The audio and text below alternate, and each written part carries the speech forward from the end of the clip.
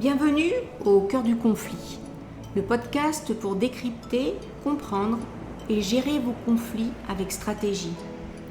Avec Karine Biava et le cabinet Resolveco, votre expert en gestion de conflits, conseils, coaching. Bonjour et bienvenue médiation. dans ce nouvel épisode d'Au cœur du conflit. Aujourd'hui, la justification automatique. Pourquoi vous vous expliquez compulsivement même quand vous avez raison et pourquoi ça vous dessert à chaque fois. Dans cet épisode d'Au cœur du conflit, nous allons mettre en lumière un réflexe très précis, très fréquent, très coûteux et pourtant presque invisible de l'intérieur. Nous allons comprendre pourquoi il se déclenche, ce qu'il cherche à protéger et surtout pourquoi il produit souvent l'exact opposé de l'effet cherché. Et je vous donnerai à la fin une action concrète pour commencer à passer du mode automatique au mode choix dans votre prochain échange difficile. Quand vous êtes en conflit, si vous avez l'habitude de vous expliquer longuement quand vous vous sentez attaqué, si vous vous êtes déjà retrouvé à parler encore et encore alors que l'autre n'écoutait plus, écoutez jusqu'au bout. Vous y trouverez des clés essentielles. C'est parti. Laissez-moi commencer par quelque chose de très direct. Vous avez raison, vous êtes de bonne foi, vous n'avez pas forcément à vous excuser. Et pourtant, dès qu'on vous met en cause, dès qu'on vous adresse une critique, un ton sec, une question qui ressemble à un reproche, vous partez dans des explications, parfois longues, très longues. Vous détaillez, vous revenez en arrière, vous ajoutez des précisions que personne n'a demandées. Vous anticipez des reproches qui n'ont pas été encore formulés. Et après, vous vous sentez vidé, parfois humilié, et souvent le problème n'est pas réglé pour autant. Ça vous parle ? Tenez, un exemple concret, immédiatement. Sophie travaille dans une petite structure. Sa responsable lui dit en réunion devant 2 collègues « Ce dossier n'était pas prêt à temps. » Ce n'est pas une attaque en règle, c'est une remarque. Sèche, mais factuelle. Et Sophie, elle répond immédiatement. Elle explique qu'elle attendait des informations de l'équipe technique, que le délai initial était irréaliste, qu'elle avait prévenu, que ce n'est pas la première fois que les détails sont donnés sans consultation, qu'elle a fait de son mieux dans les conditions qu'on lui a données. La responsable la regarde, les collègues aussi. Et Sophie continue. Parce qu'elle a l'impression qu'on n'a pas encore compris, qu'il manque encore un élément, que si elle l'explique bien, les choses se remettront en place. Ce qui s'est passé dans cette pièce, ce n'est pas seulement une justification, c'est une tentative de défense identitaire, urgente, automatique, incontrôlée. Et c'est ça, précisément, dont on va parler aujourd'hui. On va d'abord voir que la justification cherche vraiment à protéger, parce que c'est beaucoup plus profond qu'il n'y paraît. Puis on va comprendre le paradoxe central. Pourquoi plus on explique, moins on est entendu. On va distinguer 2 choses qu'on confond souvent. Clarifier et se justifier. On verra les déclencheurs qui dépassent largement le seul sentiment d'injustice. Et on terminera par des pistes concrètes pour reprendre la main. Voici la première chose essentielle à comprendre, et elle est souvent une surprise pour les personnes que nous accompagnons. Se justifier, ce n'est pas seulement parler, ce n'est pas seulement informer, ce n'est pas seulement donner sa version. Se justifier, c'est se défendre. Mais se défendre contre quoi exactement ? Pas contre les faits, ou pas uniquement. Contre une identité qu'on vous attribue et que vous refusez d'endosser. Quand quelqu'un vous critique, vous accuse, ou même vous adresse simplement un ton désapprobateur, ce que vous entendez, ce n'est pas seulement « tu as fait quelque chose de faux ». Ce que vous entendez parfois, c'est « tu es quelqu'un de fautif, d'égoïste, d'incompétent, d'injuste, de négligent, de mauvais ». Et c'est pour ça que vous partez au combat.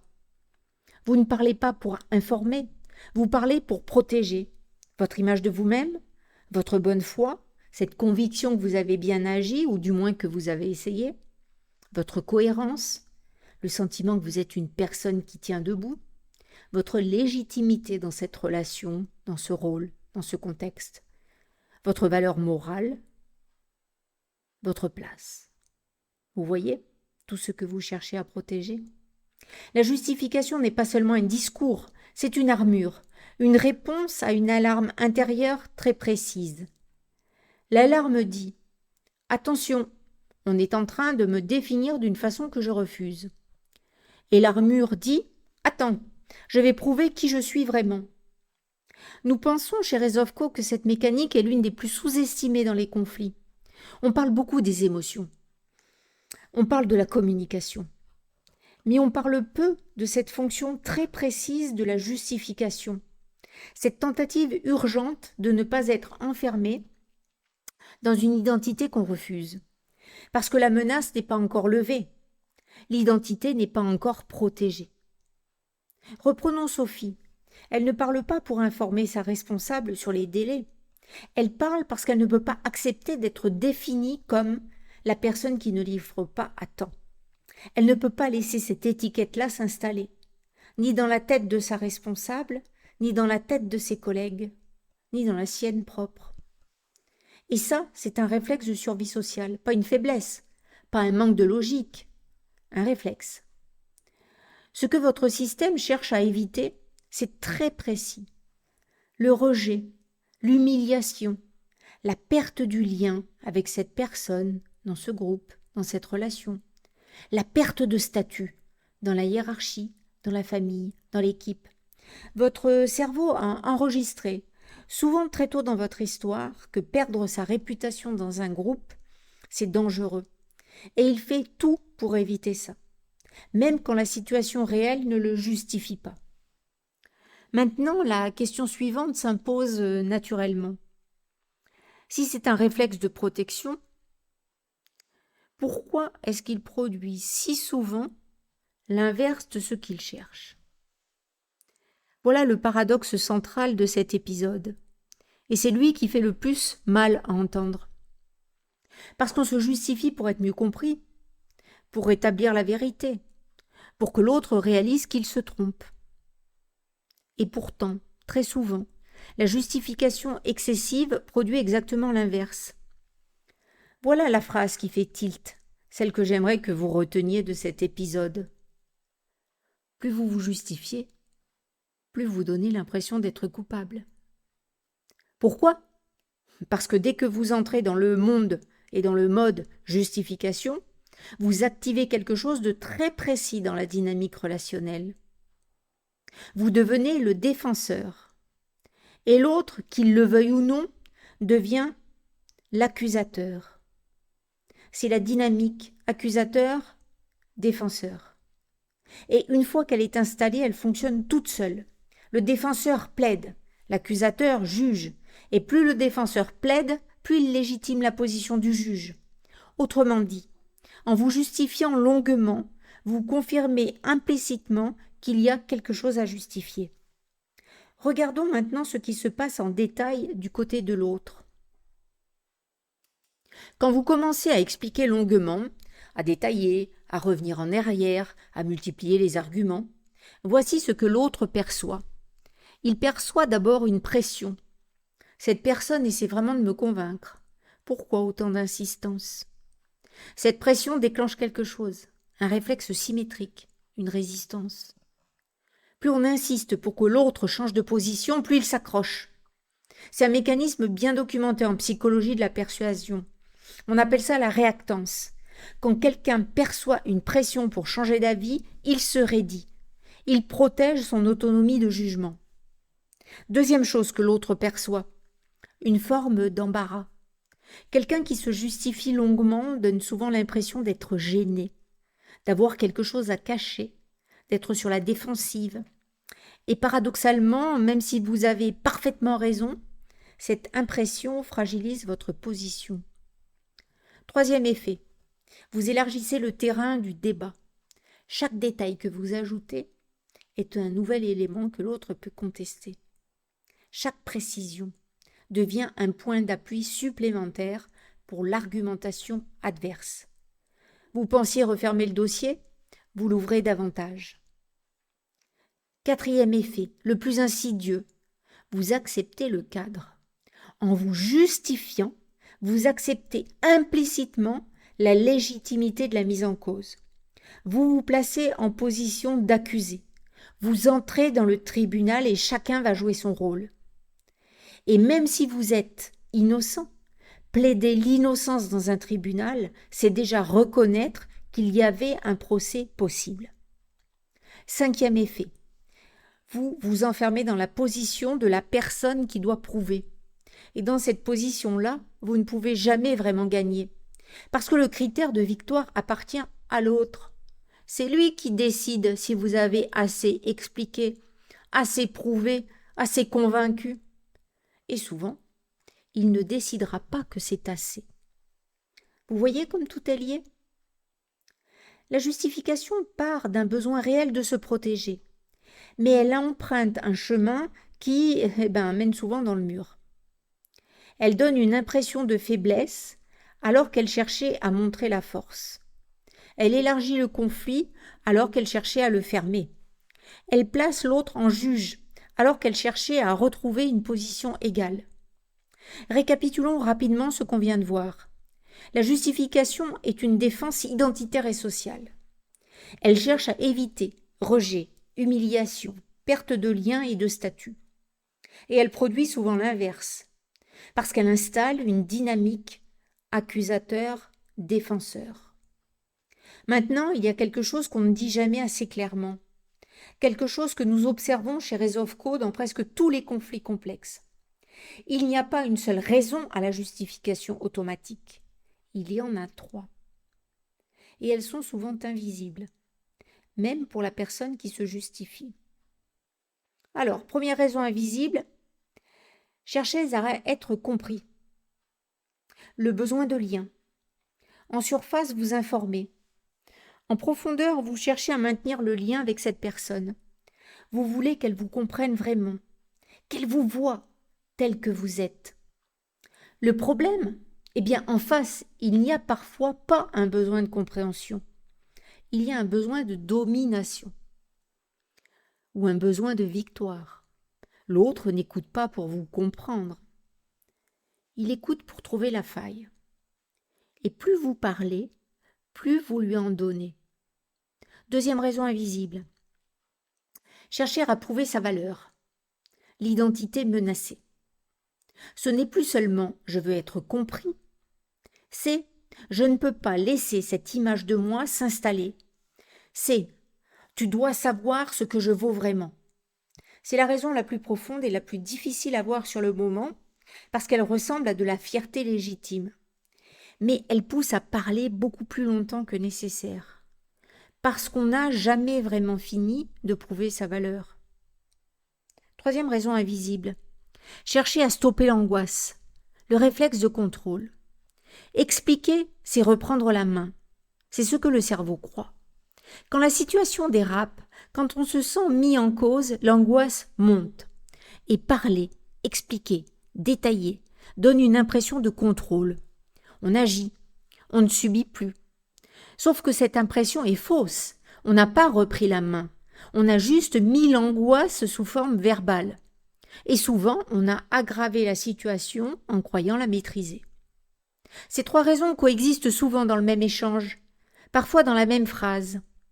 Et les démêler, comprendre laquelle est dominante dans votre cas, dans cette situation précise, c'est un travail qui change vraiment les choses, parce que la réponse n'est pas la même selon la raison. Si c'est le besoin de lien, la vraie question est « est-ce que ce lien peut être préservé ici par la parole ou par autre chose ?» Si c'est l'identité menacée, la vraie question est « est-ce que j'ai vraiment besoin que cette personne-là valide qui je suis ?» Et si c'est le contrôle de l'angoisse, la vraie question est « comment reprendre la main autrement que par les mots ?» Maintenant, il y a quelque chose de crucial à distinguer, quelque chose que beaucoup de personnes confondent et cette confusion coûte cher. Parce que l'objectif n'est pas de ne plus rien dire. Ce serait l'autre extrême, et il est tout aussi problématique. Il ne s'agit pas de se taire systématiquement. Il ne s'agit pas d'avaler. Il ne s'agit pas de laisser les inepties s'installer sans réponse. Il s'agit de faire la différence entre deux actes qui ressemblent à la même chose, mais qui sont fondamentalement différents. Eh bien, c'est clarifier et se justifier. Clarifier, c'est répondre à un point précis, une fois clairement, poser une information utile que l'autre n'a pas, corriger une version fausse, une fois sans s'y attarder, revenir au sujet concret, rester ancré dans ce qui est factuel.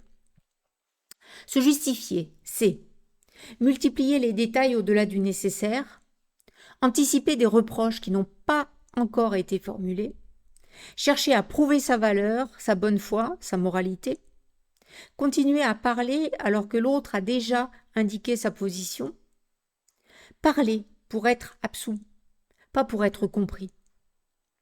Autrement dit, clarifier, c'est répondre à une question réelle. Se justifier, c'est répondre à une peur. Et vous savez ce qui est intéressant ? On peut souvent le sentir dans le corps. Dans la clarification, on dit ce qu'on a à dire et on s'arrête. Il y a quelque chose de posé. Dans la justification, il y a une urgence, une fébrilité, un sentiment qu'on n'a pas encore assez dit, qu'il manque encore quelque chose, qu'il faut continuer. Voici des signes concrets que vous glissez de la clarification vers la justification. Premier signe, vous sentez une urgence à convaincre, pas à informer, à convaincre, à changer la perception de l'autre. Deuxième signe, vous parlez plus longtemps que la question ne le nécessitait. Troisième signe, vous ajoutez des détails que personne ne vous a demandé. Quatrième signe, vous cherchez à prouver que vous êtes une bonne personne, pas seulement que l'information est exacte. Cinquième signe, vous avez du mal à vous arrêter même quand vous voyez que l'autre n'écoute plus. Sixième signe, après l'échange, vous vous sentez vidé ou même humilié, avec le sentiment désagréable d'avoir donné plus que vous n'auriez dû. Et il y en a un septième. Celui-là, il est particulièrement douloureux. Vous finissez par vous excuser pour exister. Vous n'avez pas commis de faute, mais au bout de 10 minutes à vous justifier, sous la pression du regard de l'autre, sous la fatigue de la résistance, quelque chose lâche. Et vous dites « désolé » ou « peut-être que j'aurais pu faire autrement ». Non pas parce que c'est vrai, mais parce que vous voulez que ça s'arrête. C'est le signe que vous avez perdu la situation, non pas parce que l'autre avait raison, mais parce que le réflexe de justification vous a épuisé et que vous avez cédé pour souffler. Ça vous parle ? Reprenons Sophie, au moment où sa responsable dit « ce dossier n'était pas prêt à temps ». Clarifier, ça ressemblerait à quoi ? Ça ressemblerait à « j'attendais les données de l'équipe technique. Je peux vous montrer mes échanges si vous souhaitez ».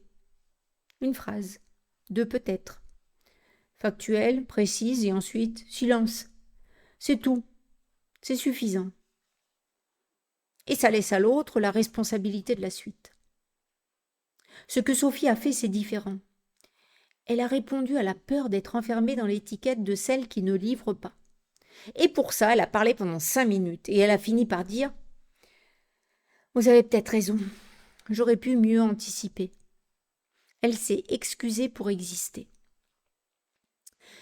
Maintenant, j'aimerais élargir un peu, parce que si vous avez écouté les épisodes précédents sur l'injustice, vous pourriez penser que la justification automatique n'apparaît que dans les situations d'injustice. Dans les conflits forts, les accusations explicites, les situations de crise, ce n'est pas tout à fait exact. La justification automatique peut se déclencher dans des situations beaucoup plus ordinaires. Et c'est ce qui la rend si présente et si difficile à attraper. Les déclencheurs les plus évidents, vous les connaissez. Une accusation injuste, un faux procès, une version déformée de ce que vous avez fait. Mais il y en a d'autres, plus subtils, et souvent plus fréquents dans la vie quotidienne. Un ton sec, juste un ton.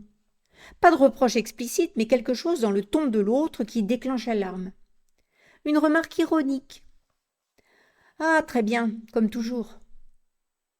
2 mots, et l'alarme part. Une incompréhension. L'autre ne vous a pas compris. Et c'est cette incompréhension qui suffit à déclencher le besoin de tout réexpliquer. Une demande de compte-rendu. Pourquoi tu as fait ça comme ça? Pas nécessairement une attaque, pas une vraie question.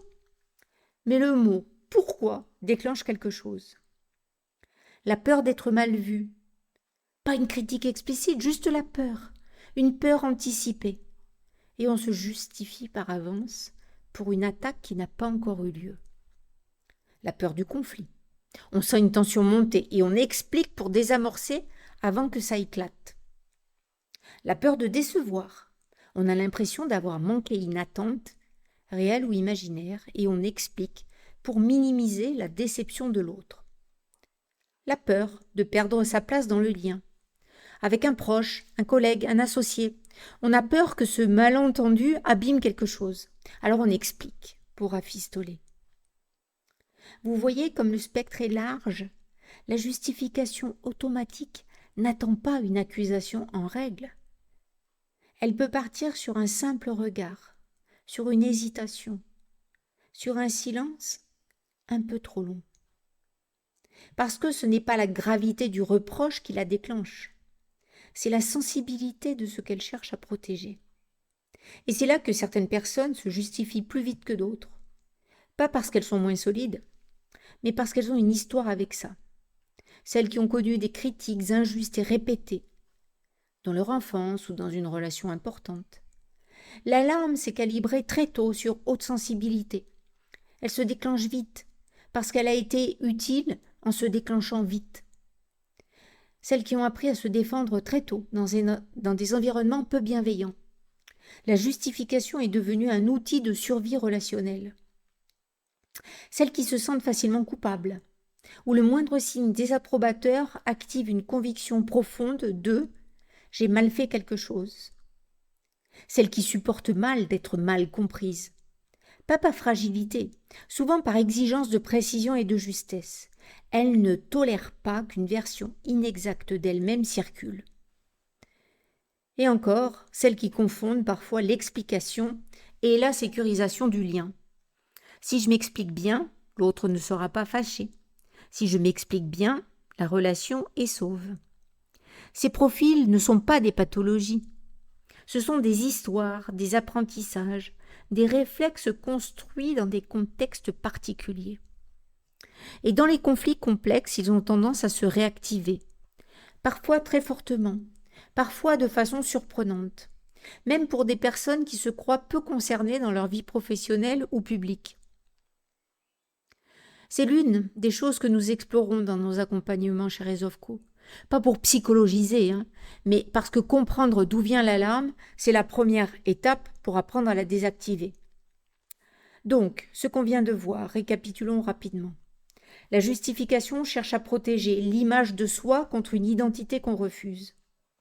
Elle produit souvent l'inverse, résistance, impression de faiblesse, élargissement du conflit. Elle se distingue de la clarification par son moteur, la peur, pas l'information. Et elle se déclenche sur un spectre de provocation beaucoup plus large que les seules injustices graves. Maintenant, comment on sort de ça? Alors c'est la partie que beaucoup attendent et je vais être honnête avec vous dès le départ. Sortir de la justification automatique, ça ne se fait pas en une décision. Ce n'est pas « j'ai compris, donc maintenant je m'arrête ». C'est un apprentissage, une rééducation du réflexe. Et ça passe par plusieurs étapes. Première étape, repérer l'alarme avant de parler. C'est l'étape la plus décisive et la plus difficile parce que le réflexe est rapide. Il s'agit d'apprendre à reconnaître le signal avant qu'il ne devienne discours. Ce signal, il est souvent physique. C'est en vous, une accélération, une tension dans la poitrine ou dans la gorge, une envie soudaine de parler vite, un souffle qui se coupe. Quand vous reconnaissez ce signal, vous avez une réaction. Et Juste en une fraction de seconde, posez-vous une question simple. Est-ce que je suis en train de vouloir clarifier ou de me blanchir? Juste cette question. Elle ne demande pas une réponse longue, elle crée juste un espace d'une seconde entre l'alarme et la parole. Deuxième étape, répondre plus court. Si vous devez répondre, répondez, mais répondez court. Une information, un point, pas un développement. Et ensuite, silence. Volontaire, assumé. Ce silence n'est pas de la capitulation, c'est une posture. Il dit « J'ai répondu à ce qui méritait une réponse, la suite ne m'appartient pas. » Troisième étape, ne corrigez qu'un point à la fois. Si plusieurs éléments sont inexacts dans ce que l'autre dit, choisissez le plus important, un seul. Corrigez-le et laissez le reste. Corriger tout en même temps, c'est transformer la conversation en inventaire des erreurs de l'autre. Et ça réactive le procès. Quatrième étape, ne pas prendre en charge le malaise de l'autre. Quand l'autre est en désaccord, insatisfait, ou simplement silencieux après votre réponse, ce silence ou ce désaccord ne vous appartient pas. Vous n'avez pas à le combler. Vous n'avez pas à continuer à parler pour que l'autre se sente mieux. Son malaise est son affaire. Votre réponse, vous l'avez donnée. Et voici le pivot central le plus important, celui que je vous encourage à mémoriser et à tester. Remplacez la justification par une position. La justification, c'est une explication longue, elle se défend, elle plaide, elle multiplie les arguments. La position, c'est une phrase courte, une limite et une question qui remet la responsabilité à l'autre. Concrètement, ça ressemble à ça. Au lieu de « Non, mais attends, je t'explique, c'est parce que j'attendais les données, et le délai était irréaliste, et j'avais prévenu, et ce n'est pas la première fois que… » Vous dites « Je ne suis pas d'accord avec cette accusation. » On peut parler des faits précis, si vous le souhaitez. Qu'est-ce que vous me reprochez exactement? Vous voyez ce qui se passe dans cette formulation? Une affirmation courte, je ne suis pas d'accord. Une ouverture sur le concret, on peut parler des faits. Une question qui repositionne. Qu'est-ce que vous me reprochez exactement? Cette question fait quelque chose de très précis. Elle sort de la dynamique accusateur-défenseur. Elle oblige l'autre à formuler, à préciser, à sortir lui aussi du vague. Et vous reprenez la main sans plaider. Et il y a une formule supplémentaire, une formule que nous appelons la sortie honorable, parce qu'elle protège l'ego, le vôtre, sans céder, sans attaquer. Je réponds à ce qui est factuel. Je ne réponds pas à ce qui me disqualifie. Mémorisez cette phrase, elle est simple, elle est ferme. Elle trace une ligne très claire entre ce qui mérite une réponse et ce qui ne le mérite pas. Elle dit « Je suis disponible pour les faits, je ne suis pas disponible pour un procès sur ma personne. » C'est ça une sortie honorable. Pas la soumission, pas l'attaque, la limite. Mais attention, et c'est important de le dire clairement, dans les conflits complexes où la justification automatique s'inscrit dans une dynamique plus large, où elle est liée à une histoire relationnelle longue, à des enjeux de pouvoir ou d'identité, l'auto-analyse ne suffit pas. Il faut un regard extérieur, un regard formé, quelqu'un qui sait faire la différence entre un réflexe de survie sain et un réflexe qui sabote. C'est ce que nous proposons dans nos accompagnements. Nous ne vous disons pas arrêtez de vous justifier, mais nous vous aidons à comprendre ce que ce réflexe protège et à trouver une façon de protéger la même chose autrement. Alors voici l'exercice de la semaine. Concret, simple, mémorisable. Pendant 7 jours, testez une seule chose. Chaque fois que vous sentez le réflexe de justification partir, remplacez le plaidoyer par une seule phrase, une phrase de position et une question. Une phrase de position courte, ferme, sans développement. Une question précise qui oblige l'autre à formuler ce qu'il vous reproche vraiment. Par exemple, je ne suis pas d'accord avec ça. Qu'est-ce que vous me reprochez exactement? C'est tout. Pas 10 minutes d'explication. Une phrase, une question. Silence. Observez ce qui change, chez l'autre et en vous. Chez l'autre, il doit maintenant formuler, préciser, et souvent, quand on lui demande d'être précis, le reproche se dégonfle ou devient enfin adressable. En vous, vous ne vous sentez plus dans la position du défenseur. Vous avez dit ce que vous aviez à dire, et vous n'avez pas plaidé. Attention, dans les conflits complexes, cet exercice doit être accompagné, pour ne pas confondre tenir sa position et refuser le dialogue. Les nuances, ça se travaille. Avant de vous quitter, récapitulons les points essentiels de cet épisode. 1. Se justifier, c'est un réflexe de survie sociale, pas un manque de logique. Votre système cherche à éviter rejet, humiliation, perte de lien et de statut. 2. La justification produit souvent l'inverse de ce qu'elle cherche. Elle place l'autre en juge, donne une impression de culpabilité et élargit le terrain du débat. 3. Il y a 3 raisons invisibles qui la déclenchent. Le besoin d'identité, le besoin de lien et le besoin de contrôler l'angoisse. Les démêlés changent tout. Quand votre identité est menacée, en fait, c'est terrible. 4. Clarifier et se justifier ne sont pas la même chose. L'un répond à un fait, l'autre répond à une peur. Apprendre à les distinguer en temps réel, c'est la compétence centrale. 5. Le pivot concret. C'est passer de la justification à la position, une phrase courte, ferme, suivie d'une question qui remet la responsabilité à l'autre. 6. La sortie honorable, c'est savoir poser une limite sans attaquer. Je réponds à ce qui est factuel, je ne réponds pas à ce qui me disqualifie. Je vous laisse avec une phrase, une seule. La justification est un piège. Vous croyez défendre votre image, vous installez l'autre en juge. Retenez ça, parce que la prochaine fois que le réflexe part, cette phrase peut tout changer. Elle vous rappelle en 1 seconde ce qui est en train de se jouer. Et elle vous donne le choix, plutôt que le réflexe. Si vous sentez que ce réflexe de justification automatique revient souvent, qu'il prend beaucoup de place dans vos relations professionnelles ou personnelles, et que vous n'arrivez pas à l'arrêter, même quand vous le voyez, n'hésitez pas à nous contacter.